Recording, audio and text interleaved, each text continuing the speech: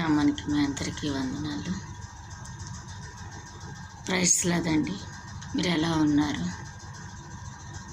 దేవుని కృపను బట్టి నేను నా కుటుంబం దేవుని సన్నిధిలో బాగానే. ఈరోజు దేవుడు కొన్ని విషయాలు మనతో మాట్లాడాలని నిశ్చయించి, ఇప్పుడు లెంట్ డేస్ అంటే శ్రమ దినాలు కదండి. ఈస్టర్, గుడ్ ఫ్రైడేకి ముందు 40 రోజులు ఆర్సిఎం అండ్ లూథరన్స్ ఆచారాలు శ్రమ దినాలు జరుపుకుంటూ ఉంటారు.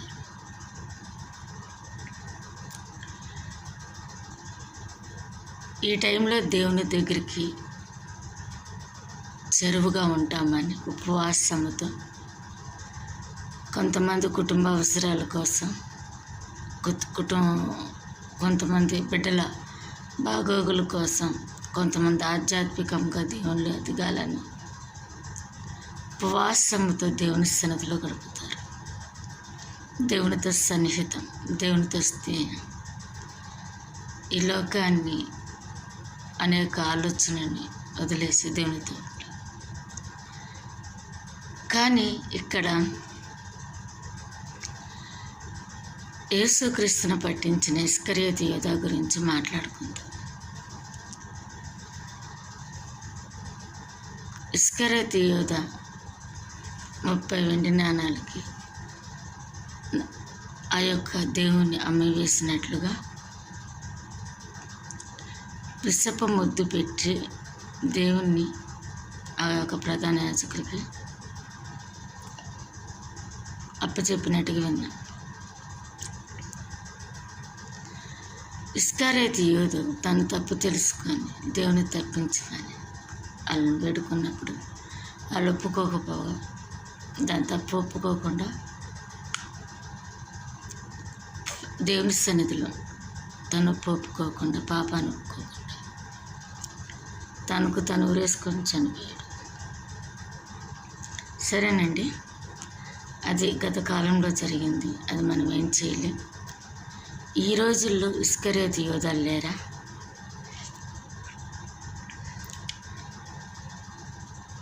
దేవుని యొక్క వ్యక్తిత్వాన్ని, దేవుని యొక్క మహిమను, దేవుని యొక్క పేరు అమ్ముకొని మోసముగా బతుకుతున్న వాళ్ళు లేరా ఈ రోజుల్లో? ఉన్నామండి, కంపల్సరిగా ఉన్నాం. అహముతో, గర్వముతో, సరైన దైవిక బలము లేక, సరైన క్రమశిక్షణ లేక ఇస్కరియోతు యోధా లాంటి దొంగలు ఉన్నామండి. శిష్యులు అని చెప్పుకుంటూ మందిరంలో ఉన్నారు, ప్రపంచంలో ఉన్నారు, కుటుంబంలో ఉన్నారు, అన్ని చోట్ల ఉన్నారు. ఆ రోజు ఆ యోధాన్ని వేలెత్తి చూపిస్తున్నాం కదా. మనకి ఎవరు వేలెత్తి చూపిస్తారు? మన తప్పుల్ని, మన ఒప్పుల్ని మనం ఎలా సరి చేసుకోవాలి అంటే ఆ యోధాలాగా ఒప్పుకోకుండా మనకు మనం ఆధ్యాత్మికంగా, శారీరకంగా చనిపోతాము. మనలాంటి వాళ్ళకి దైవరాజ్యం ఉంటుందా? నాకైతే తెలిసి ఉండదని అనుకుంటున్నాను. 3 కోతులు దేవుడు 3 కోతులు మనం చూస్తూ ఉంటాం. ఒక కోతి చెవులు మూసుకుంటుంది, ఒక కోతి నోరు మూసుకుంటుంది, కళ్ళు మూసుకుంటుంది. ఏంటి? చెడు చూడకూడదు, చెడు మాట్లాడకూడదు, చెడు వినకూడదు. కానీ రోజుకొచ్చి మనం ఎన్నిసార్లు ఆ 3 పనులు చేస్తాం. ఒక వ్యక్తిని చూపిస్తున్నప్పుడు ఆ వ్యక్తి గురించి అన్నిసార్లు చెప్తున్నప్పుడు మనలో కూడా అలాంటి వాళ్ళు ఉన్నారా అని సరి చేసుకుంటున్నామా? నేను సరి చేసుకోలేకపోతున్నాను. అట్లాగే పేతురు గురించి మాట్లాడతాం. బొంకేడు 3 సార్లు బొంకాడు అని చెప్పి అంటున్నాం. మనం ఎన్నిసార్లు బొంకుతున్నామండి? మనం అబద్ధాలు ఆడతలేదా? అవసరానికి అబద్ధం, తప్పించుకోవడానికి అబద్ధం, మాట దాటేయడానికి ఒక అబద్ధం. మనమే కదా మన బిడ్డలకు నేర్పిస్తున్నామండి.